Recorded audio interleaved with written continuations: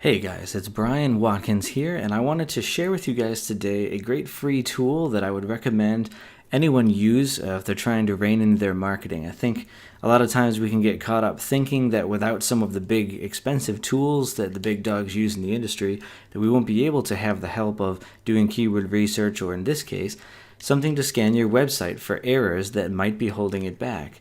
Well, in this case, there's a great one that I came across this last week. It's actually mentioned by two different SEO people that I follow in the industry, and this particular tool was not one that I knew about prior to that, and it is Siteliner. You go to siteliner.com and you will be greeted with a page that looks like this one. Right in here you can enter the URL of the site that you want to scan for free. In this case, I'm just using a well-known site like The Onion as an example. Click Go. Now in this case, it's a really large site with a huge number of pages. The free scan is limited to 250 pages, although for a lot of small business sites that's going to be sufficient, and of course you can click here to get the premium if you want to be able to do more. But even in its free version, it gives you a lot of really useful information. It can get you right here some issues to draw to your attention, how many pages you have, how many of them are no indexed or no followed.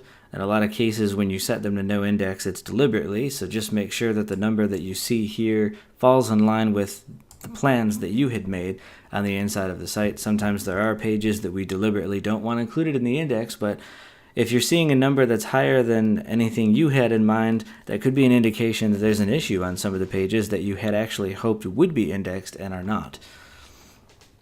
Duplicate content is another big one, and although it's not as big of a penalty as it was years ago, it still can pose issues as far as confusing the search engines about your site. If they keep seeing the same kinds of content over and over, it will be less clear which pages are what is called the canonical ones, the basically de facto, this is the first copy, this is the original, don't pay attention to anything else.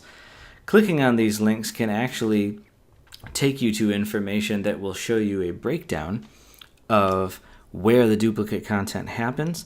A really common place that you'll see it in a lot of sites, I even had seen it on my site at one point, is if you don't tell it to no index archive pages. So say you go to your blog page, you have enough posts that there's 7 pages of posts.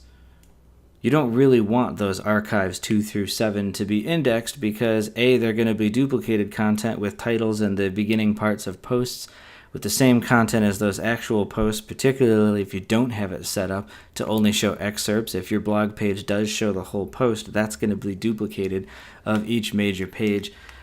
Generally, in my opinion, you would want to no index the archives for that reason, but if there's anything like that or other things in there, you can find out about it there. And another really good section that it teaches you here is how large your pages are, and it'll give you a comparison to the median website. You can see how much larger or smaller yours is.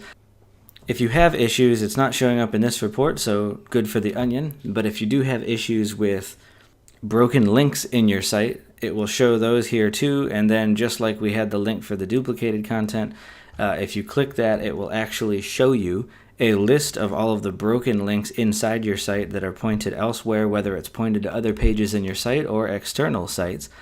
It'll show you the pages that they show up, and it'll even highlight the text for you in red. As you can see in a screenshot here, when I ran this for my own site, there was one actually on a blog post that I had linked to a service page that I had when the site first launched, and at one point or another I had switched around some of the service pages and forgot that that one blog post linked there.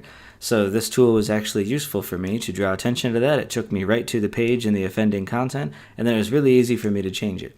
So those are some really easy ways for you to just get a quick look at things that might be holding your site back.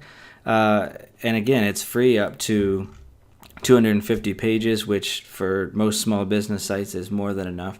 I really recommend this tool for just about anybody, whether you're a business owner trying to manage your website, or if you're a developer or an SEO person looking for more ways to service your clients. This is great for that. Hope this is useful for you guys. If it is, please hit the like button and share this video with someone that you think would find it useful. And otherwise, I will see you guys in the next video.